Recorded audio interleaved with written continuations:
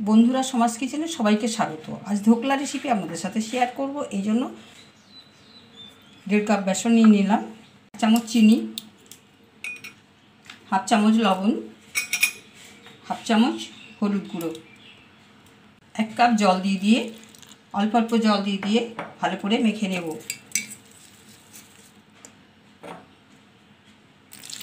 আর খুব ভালোভাবে এইভাবে একই রকমভাবে বেসনটা ভালো করে ফেটিয়ে নিতে হবে।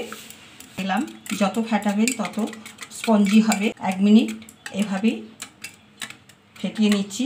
খুব ভালো করে ফেটিয়ে নিলাম। এবার 10 মিনিটের জন্য রেস্টে রেখে দেব ঢাকা দিয়ে। মিনিট রেস্টে রাখার পরে বেসনটা এবার দিয়ে দেবো এখানে একটা ইনোর প্যাকেট, 1 প্যাকেট ইনো দিয়ে দিচ্ছি।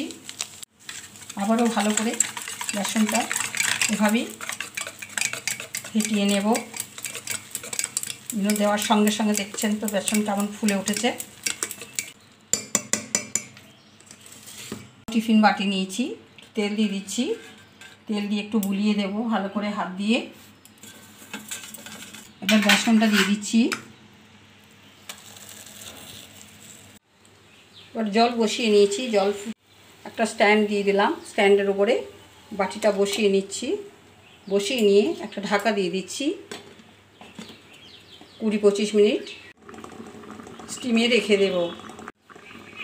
গ্যাস যেন বেরিয়ে না যায় এই জন্য একটা কাগজ আমি এখানে দিয়ে দিয়েছি। 20 মিনিট পর ফিরে এলাম। একবার দেখে ঢাকা খুলে নামিয়ে নিচ্ছি। দিয়ে সাইডটা ছাড়িয়ে নিচ্ছি। নামিয়ে নেওয়ার পরে দেখুন একটা থালার উপরে ঢেলে নিলাম। কি সুন্দর হয়েছে দেখুন, কত স্পঞ্জি হয়েছে। এবার পিস পিস করে কেটে নেব।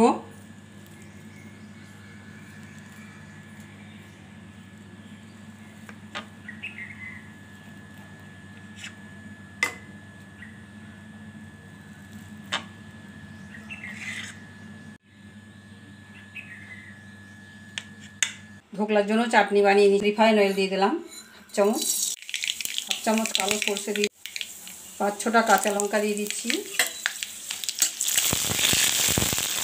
কারি পাতা দিয়ে দিচ্ছি।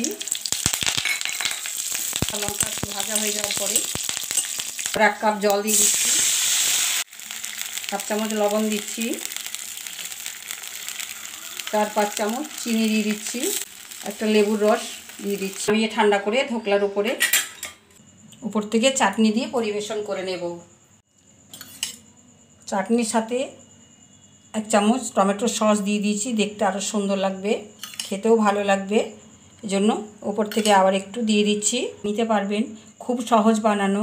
এই পদ্ধতিতে আপনাদের কাছে শেয়ার করলাম। স্পঞ্জি হয়েছে দেখুন।